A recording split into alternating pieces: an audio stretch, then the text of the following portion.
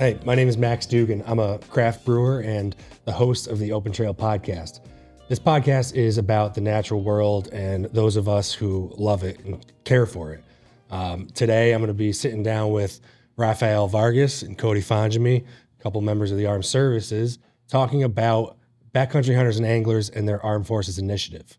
Before we start, I want to say thank you to the sponsors who helped make this happen. Urban Lodge Brewing Company out of Manchester, Connecticut and Hartford, Connecticut, and Quast Media, a digital marketing firm also in Manchester, Connecticut. They create award-winning marketing material and museum-quality interactive exhibits and digital signage systems. And I want to thank the crew here today, especially Jeff. Jeff has been my producer and wrangler. He's really helped me keep stuff together today. It was a pleasure, Max. Yeah, always.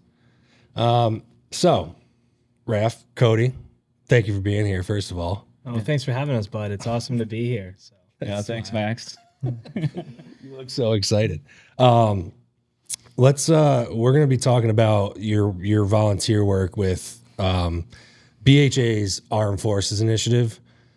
Before we do that, Jeff, do you want to talk about the Nantucket thing?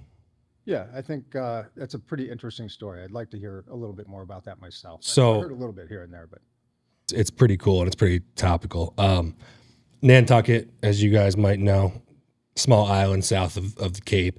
They've had deer on this island now, right? And historically there wasn't deer, but the whitetail deer population has gone up like crazy. It's boomed. It's like 2.5 times what it is in most parts of Connecticut. And there's always been this local legend that the deer came from like one buck that swam out to the island. Yeah. Did you read this story? So I've heard the story, but it's the same story for like Martha's Vineyard. That's the legend. Yeah. How the deer got out there is the deer just swum across the sound. This dude, a professor named Brian Connolly. He's a botany professor at Eastern Connecticut State. He wanted to find out if this was actually true. He did a study with a geneticist. He asked hunters who were successful in harvesting a deer to submit DNA samples so they could do DNA testing on the deer. And the second part of this story, so the one was the buck swimming out and a couple fishermen actually helping it. I don't know if they brought it aboard or what, but bringing it out to the island. And then here's this one single deer living on the island for a year or two. And I don't know if you know anything about basic biology, but that buck by himself would not be able to reproduce and create the population that's there today. So the second part of the story is that this guy who was originally from Michigan went back to, like, he had a summer home on Nantucket. He went back to Michigan and just trapped two does rather. And this is in the 1920s or 1930s. And he was the OG bucket biologist. I know the bucket biology, which is a thing we'll have to talk about at some point. People used to do this. People still do this, and you shouldn't. I don't know. Like, it's crazy that I need to say that. Do not recommend. Don't take two deer from Michigan and bring them to an island in New England. That's generally advised against. But they did these DNA samples, and they tested the mitochondrial DNA, which is I'm not a geneticist, but I know enough to know that what they're doing is they're testing the lineage of the mother, right? So they found out that yes, that part of the story of them coming from Michigan was true because they had these samples from Michigan that they compared them to, and it was unbelievably similar. And then on the other side of the coin, they had samples of deer from like northern Mass, southern New Hampshire, and that buck, the swimming out to the island buck, also turned out to be true. So this like local folklore that sounded, it's like the truth sounds crazier than like the story, but that's actually how they got there. It's a fascinating study. And they have 60 deer per square mile now on that island. Yeah, wow. That's insane. And you gotta think all the houses they have on that island, all the built up areas in the summer, they get hundreds of thousands of visitors. Yeah. Yeah, it's a strange place to have that sort of level of a population. Do you know, I'd like to have it checked out, but a friend of mine lives in New Jersey, as I did in high school. And I was talking to him the other day. He's always got deer running through his yard. He lives down by Washington Crossing State Park, right on the Delaware River. He told me the other day they've got 104 deer per square mile That's unbelievable. in that area of New Jersey, and possibly even the state of New Jersey. I don't know, but we can probably check that out and verify that. What's yeah? Like, what does a cattle ranch have? Like, if you're grazing cattle, how many cattle do you have per square mile? It sounds comparable. Okay, let's get into this. You guys, first of all, thank you for being here, and thank you for the work that you do. You're volunteers with Backcountry Hunters and Anglers, and specifically their Armed Forces Initiative. Now, let's cover off on what's BHA. We're all familiar. We're all member. I'm personally a member and have been for a few years. What's BHA? So, Backcountry Hunters and Anglers, it started about 20 years ago. And here's what happened. A bunch of guys were sitting around a campfire and they realized, hey, we have tons of different pro-wildlife organizations for the species we enjoy to hunt, fish, and the land we enjoy to recreate on. You got Trout Unlimited, Ducks Unlimited, all those types of groups. There's no one who advocates for the land itself, that we all land in public waters, lakes, streams, rivers, creeks, all of that. Yeah, it's public land. The public land that, very unique across the world, that America, we are a nation that has public land that everyone has access to. There's no organization that advocates for that land. Right. Plenty that advocate for the animals and the fish that live and swim in that land, but no one who advocates for it. So they form BHA with the objective of advocating for that land. About 5 or so years ago, they did a membership survey, and by doing that survey, they figured out that a good portion of their membership were active duty military, veterans, or Gold Star families. Yep. So seeing that there was a trend in the military community to get more veterans and active duty folks and Gold Star families involved in the outdoors for the very clear mental health benefit, and also understanding that we have some skills that could help engage in conservation work, they founded the Armed Forces Initiative with the mission to introduce that community to the new mission of conservation. Yep. What I've heard it before. What is a Gold Star family? Is there a very specific definition? So Gold Star families, unfortunately, are families that have lost a family member, father, wife, brother, sister, mother, in the line of duty, so that they are part of our community. So, I mean, you guys tie into this, and I know, but you have to share with everyone. You're currently active duty, right? So, Cody, what do you do? So I am in the Air National Guard, and I'm currently serving in security forces, which the easiest way to say that is like police for the Air Force. Police for the Air Force. And what's the base that you're at? I serve at Barnes Air National Guard Base in Westfield, Massachusetts. So I serve over there. I think you joked with me that part of your job is like a security detail for planes that are worth, I don't know how much. Shoot me a number. I don't know, more money than I can. It's beyond millions. It's beyond tens of millions. Probably in the close to hundreds. Our nation values our defense, and there's a lot of with that. There's a lot of we set up a base somewhere, and there's a lot of really good benefits to the community by us being there. Yeah. So it's our job to make sure that those jets can go up and do the missions that protect the United States and allow us to enjoy our public lands and the freedoms that we have here in the country. Yeah. Raf. Yeah, no, I'm in the Navy, so I'm coming up on the end of my active duty time. So I've been in the Navy for almost 13 years now as a submariner. My last job was chief nuclear engineer on a fast attack here in Groton, Connecticut. So it's been fun, but now just dedicating my time to working with BHA. So. Nice. That's a really fascinating, one, I think you have a job that a lot of people would just be absolutely terrified of. Yes, yes, indeed. Yeah. You've had stints on submarines for what's the longest period of time? I mean, longest period of time, we're talking probably 40, 50 days straight. But deployments, I've been on 3 deployments, they're on average about 6 months long. Some of them can be a little bit longer, some of them a little bit shorter, but they tend to be on the longer side of that. And I mean, you're going that period of time without seeing natural light, breathing fresh air, being in ridiculously close quarters with your I don't know what you call them, brothers, I guess. Brothers, shipmates. We have a few terms. Asses, yeah. What do you call them? You made a joke that we have a number of names for them. Yep. But yeah, no, it's. First of all, I mean, now that we've covered that, I want to say thank you guys for your service. You're based down in Groton. Groton sub base. Yep. And the nuclear thing, how'd you get into that? Nuclear. So funny story. I had no intention to become a submariner.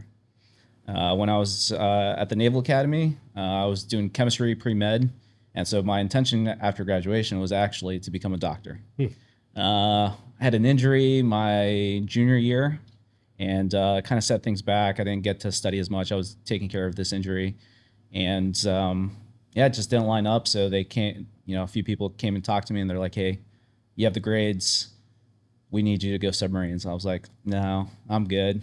And No, but thank you. but the more I looked into it, the quality of the people you work with every single day in the submarine force, it's phenomenal. I wouldn't have traded for the world. Very smart individuals. Everyone's super dedicated to the mission. And as you said, it's a mission that not a lot of people can tolerate.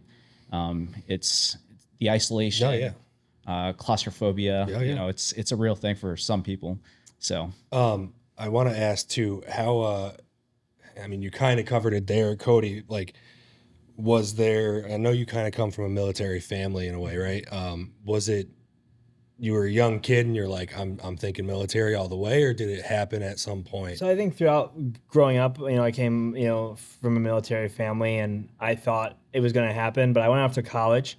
I went on the coastal Carolina, Myrtle Beach, and I did political science and policy. That's what I studied. I worked on that 2016 election cycle all the way up until I graduated. And I just kind of got my experience in politics. Everyone talks about things and there's no action, and that was kind of like my driving force. I came back up to New England and said, you know what, it's time for me to take the jump, and I enlisted. So and best decision I ever made. I wish I did it sooner, but life happens in a way that puts you in the spot where you want it out. Yeah. So you guys not only being in two different branches, Navy and Air Force, but you or Air National Guard, sorry. No, you can Air Force, it's total force. Same thing. Yeah. You are enlisted, but you just mentioned, Yes. and you are an officer, correct? Yes. And what does that mean? You went to the Naval Academy. Yes. Yeah. Correct. So officers, you can go through, you just have to have a degree before you come into the military. And there's a number of ways in which you can go about that, but what school did you go to? The Naval Academy, Which is in Annapolis, Maryland. right. Okay. Yeah. Which one? I confused this talking to you one time. Which one is in Newport, Rhode Island? That is the Naval War College. Naval War College. That's right. All right. So now you're both here, right? Here meaning you're living in Connecticut. You're kind of local for the time being, at least. Where were you born and raised? What? I was born in Manchester, right here. Oh yeah. Yeah, I was born in Manchester Memorial down the road. Yeah. I grew up in Manchester for until about 4th, 5th grade. Then we moved to Ellington. Great farm community, local community to grow up in. And now my wife and I just bought a house in Southington, so that's where I am now.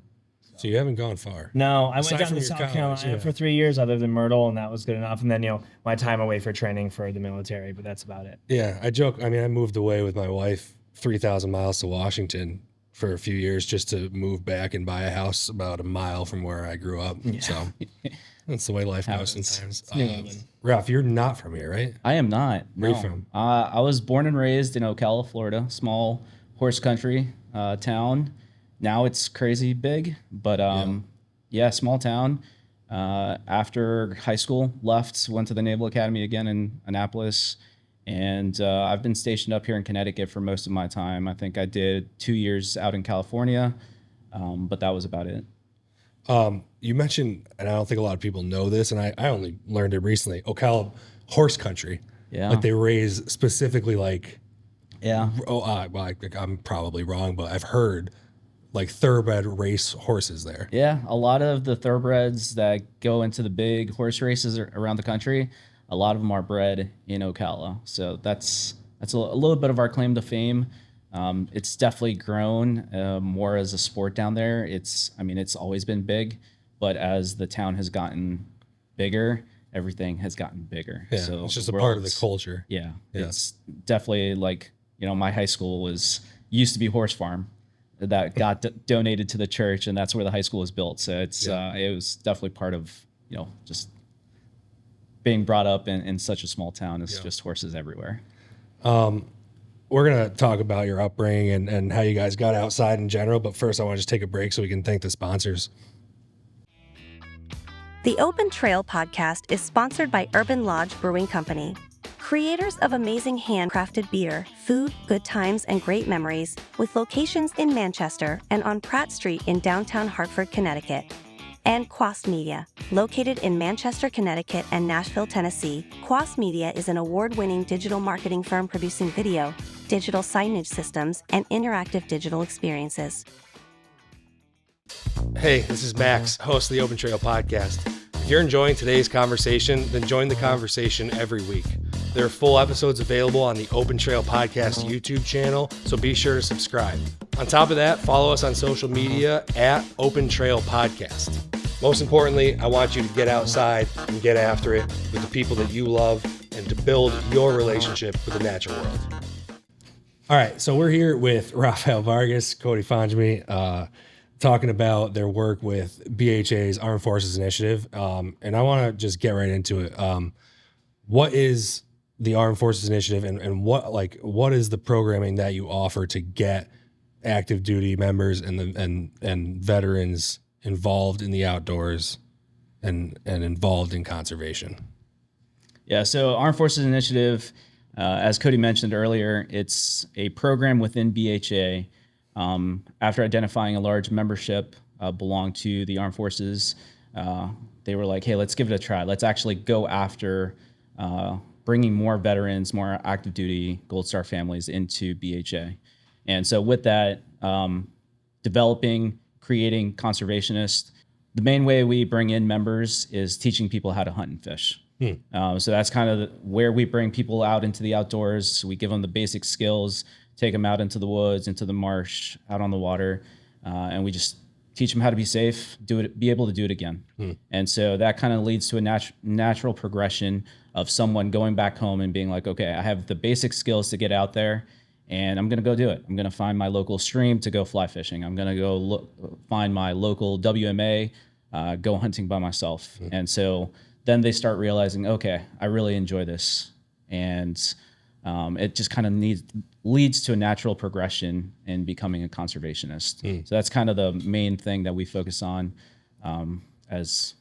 Yeah, I was talking about this recently, how like conservationists aren't born, like they make themselves in a way out of lived experiences. So I don't know anyone who just someday signs up and says, I'm going to go maintain trails, even though I've never been hiking before. No, it's the other way around. I've hiked my whole life, or I've been so passionate about this activity. Let me now give back in some way. Yeah. Right? And like, that's like a great example of that is Theodore Roosevelt, who's considered the godfather of the North American conservation model. Even though John Muir, when he went out with John Muir and hiked all these beautiful places in California, he was like, we got to do something to protect this. He had been an outdoorsman his entire life. But that experience with him made him go to take the steps to help, support the National Park Service and do all these things that built the world that we very much live in today when it comes to conservation. So that's the goal, is to build those conversations. You got to give that experience, so then it opens the door, and now we can start doing the hard work on preserving our natural beauty. You mentioned how, and it really did in a big way start with Roosevelt, but you mentioned the public land thing, how that was kind of, America was kind of stood alone in that way for a long time, and how, just the amount of public land that we have access to, a little less so in a state like Connecticut, but in the Western U.S., and mainly because of some people like Roosevelt, John Muir, Gifford Pinchot, Ulysses S. Grant also preserved a lot of land. Set aside enormous tracts of land to just be held in public trust, not be developed, used for the enjoyment of all people. So the programming, like, what you guys talk to me. I mean, you've talked to me about the camps before. Like, what are the camps that you run? So I think we run a whole host of camps across the nation, but I think one of the best examples of a camp to give is the first camp we had in New England. The AFI leadership team realized we had successful organization in Montana in the West, but we needed to do something here in New England. There was the need for it. So last January, they put together the first duck camp here in Newbury in Massachusetts and the Great Marsh, and it was 5 days. I'm looking at a picture here. Yeah. Is this one? Yeah, here? so that's Yep. Raph, Yeah. myself, Mike Woods, who's the BHA chair for the New England chapter, and I hope Mike. I hope is gonna come talk to us because Mike's a good guy. I He's love Mike. very knowledgeable. very legend. And then also driving the boat there is Chris Bogatti. What's Chris's name? Oh, I couldn't even tell that was Chris. Yeah. Oh, Yeah. Chris is the new Eastern Conservation and Policy Director. Yeah, he's So, covering like yeah. everything east of the Mississippi now. Yeah. Yeah. Yeah. Really, it's Another real good dude who's Who you very. should try to have on. Oh yeah, absolutely. I'm in touch with him every once in a while. Good guys. So this is in Newburyport, Mass. And Yeah. what'd you do? You took out So how many people? We got took out this time. So this is like starting our New England region right here. This is before you were. So even we hadn't met volunteer. before. None of us had met before. We all show up here. We applied to be in the camp because we had all become involved in the AFI at a certain point or signed up for the email or whatever because we saw it. And we showed up there, and over the course of the days, we got that intro to waterfowl. Like, how do you hunt ducks on the Great Marsh and geese and all the different waterfowl species? We got really great classes on like the health of the marsh, why the marshes have giant trenches that you might fall in, all sorts of things. Like it happens, but like because they used to use them for farming. Yeah. And now there's this huge effort. Marsh is incredibly important in protecting our seacoast, and there's this huge. It's an incredibly important habitat. There's this huge effort to restore these marshes. So we got all those classes tied with the hunting. So one gives you the appreciation of the land and the resources. Two, it teaches you a new skill. So now you can go apply that in your local area to hunt waterfowl. And then it also helps build a community. Yep. And that's, I like to believe that we make effective conservationists by building a very strong community. And that's one of the really unique things about the AFI. Yeah, and you know, part of the military experience, which I can't speak from personal experience, but it's not hard to wrap your head around, especially if you look at someone like Raph, who's locked in a steel tube with a bunch of guys for long periods of time. You develop a very specific type of relationship and a very deep appreciation for the people around you. And I think what my understanding is you get out of that and it's just different. Life is just different. And you're not around that sort of community and culture anymore. So these camps providing that sense of community that you're referring to is, I mean, how much of it is it? I think Cody's talked about this a little bit. Is it as much like a part of it as anything? I mean, I would say so. So this is a story I tell all the time. You've heard the story. A year ago, I didn't know Raph, but we met and we hunted together essentially the entire weekend. We drove together to the boat launch every time, just randomly. We were both the Connecticut guys. He's like, oh, dude, jump in with me. And his Tacoma, which is essentially a spaceship with all the stuff he's got on it. And we're two complete opposites. He's a commissioned officer in a submarine. I'm an enlisted Air Force cop. Like, in no world should we ever have met. And now, I think if I don't talk to Raph within a 2-day period, it's weird. And we've just become incredibly good friends. I think something's wrong. Something's wrong. It's totally true. It is true. I joke that sometimes I talk to him more than my wife in a day. And that's not a one-off relationship. People have because of this, we've been able to build a community that, we have our buddy John Turner in Vermont, who's got this beautiful piece of farmland where he teaches survival on the edge of the Green Mountains. I'd like to meet that guy. You've told me about him, and he sounds John fascinating too. He's incredibly. He's been struck by lightning. The man is incredibly impressive. He's a very good instructor as well. Our buddy Kevin in Massachusetts is the third part of our little trio here. We just have met and made so many relationships. Mike Woods, not even people who are in the armed forces, but once we built that AFI community, then you start getting into the BHA community. Yeah. Even you, we never would have connected. No, yeah. And again, we've talked leading up to our pint night here, almost every other day. We met. That's a great point because we just met through a sort of general BHA meetup. Yeah. Right. Bugatti texted me. He goes, "Can you meet me at Urban Lodge?" I said, "Oh, of course I can." Yeah. No complaints there. So I got another picture here, and I'm looking at, and this looks like my buddy Nate Camp's in there too.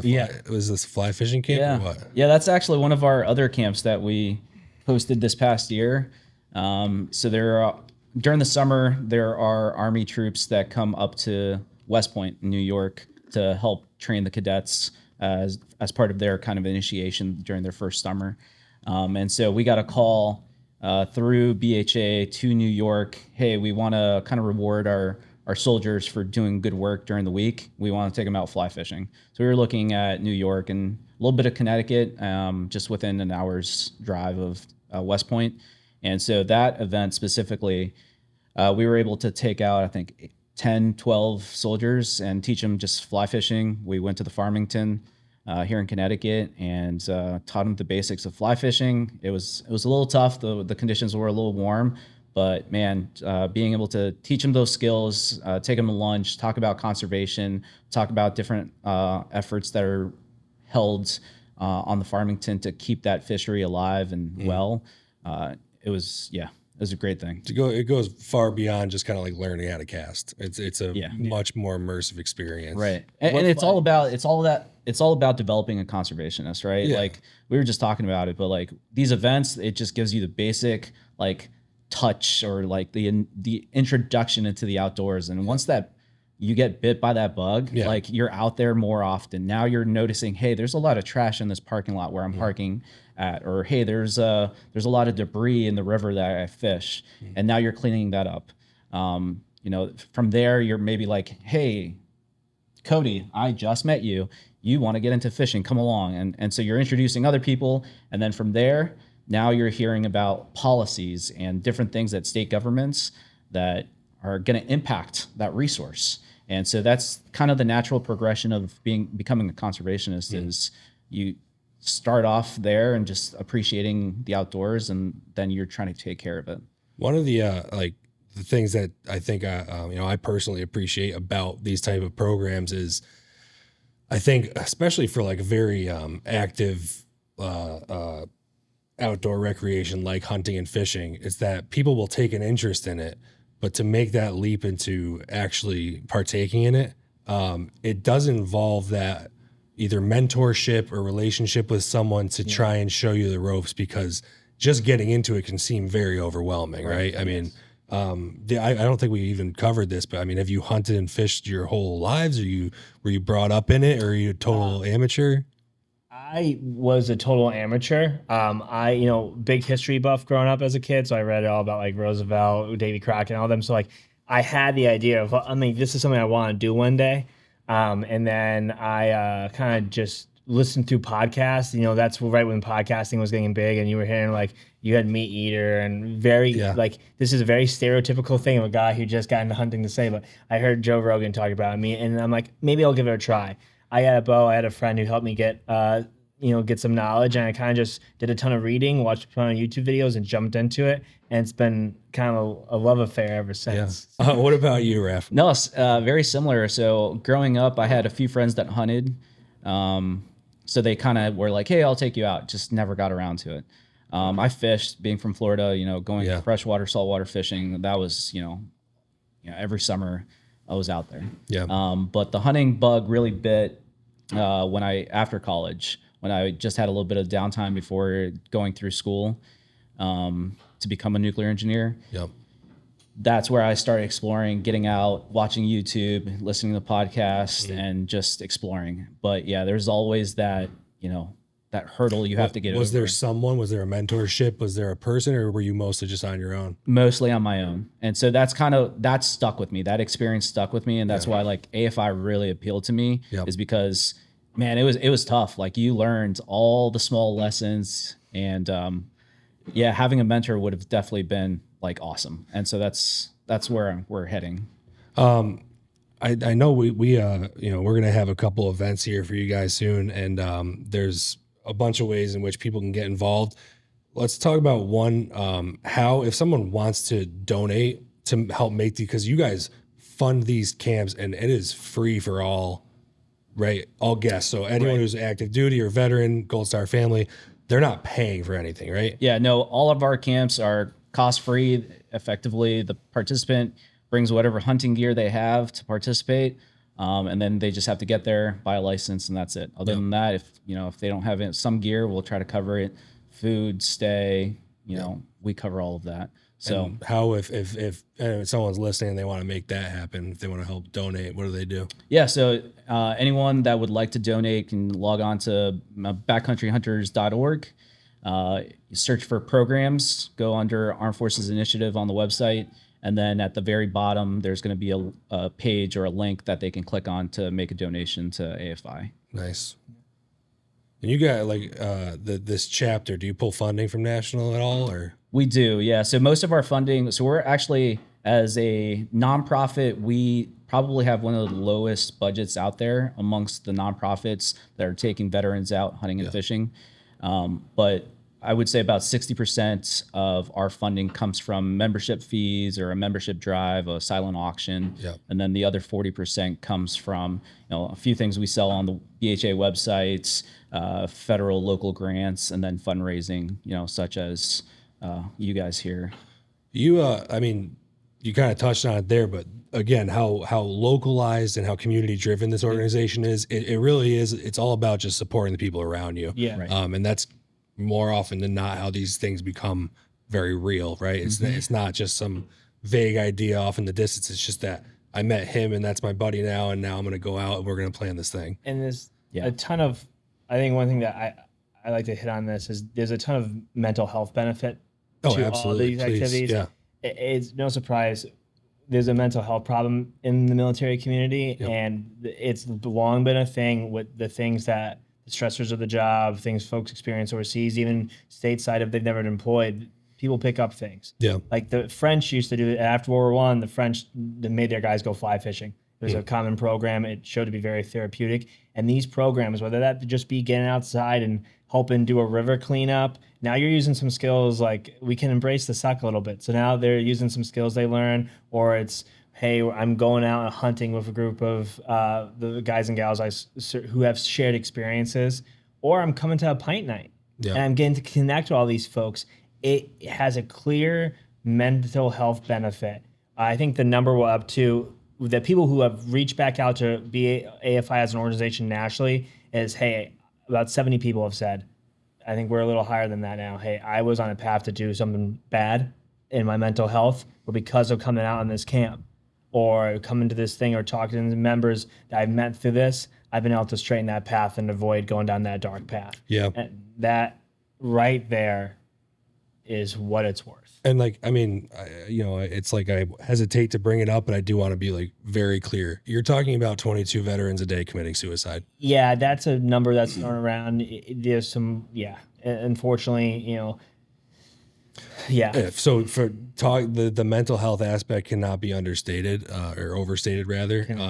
And I want to say thank you to both of you, because I mean, it's like, here's a young guy who's military and then like also law enforcement within the military. It's like, if I could think of someone who's like less comfortable talking about mental health publicly, I would like characterize that person. Like he's like a cop in the military. It's important. My career field has one of the highest suicide rates in the Air Force. So it's what the reason why you're like, you talking about it is so important. And it's I don't want to have to attend a funeral. No. I think this life that we're given, we have a beautiful world. We should be enjoying it. People go through struggles, but we can get through those struggles with just reaching out and helping people. I mean, the outdoors is something very therapeutic for me. Yeah. It is huge. But even just like sitting here talking to you guys about something I'm passionate about, like this is great. I think by introducing folks to conservation in the community that our AFI and our greater BHA community, not even BHA, but just a community of conservation. Yeah, it helps folks, and that's what's a really positive thing that's happened with this program. Man, this sucks. We're out of time already. I would love to talk to you guys more, but I'm sure that we're gonna have more opportunities to do so. Sure. Before we sign off here, I want to. How do you got the website, backcountryhunters.org. On top of that, how do you find BHA on social media? Yeah, so on Instagram. AFI? Yeah, so on Instagram, BHA_AFI. And then all the different regions have their own Instagram pages, but everything goes back to BHA_AFI. You can search for the New England one if you're a local and you want to reach out to us. And if you're local, reach out. Yeah. I mean, you'll get in touch with someone like Cody or someone like Raf who's gonna We'll get you out They'll there. respond to you. They responded to me, and I'm not even in the military. Oh, hey, you got It's bigger than that. Yeah, it's bigger than that. It is. All right. Well, thank you very much, guys. Thank you for your service. Thank you for the work you do as volunteers. It's very impactful, and I appreciate it. So Yeah. Thanks for thanks having for coming on. Yeah. Thanks. Cheers. On our next episode, we're going to be having Dermot Jones and Susan Barlow, who are representatives from my local land trust. And we're going to be talking about what is a land trust, why they exist, and the purposes that they serve. So if you're interested in protecting your own backyard, I would look into this one and stay tuned.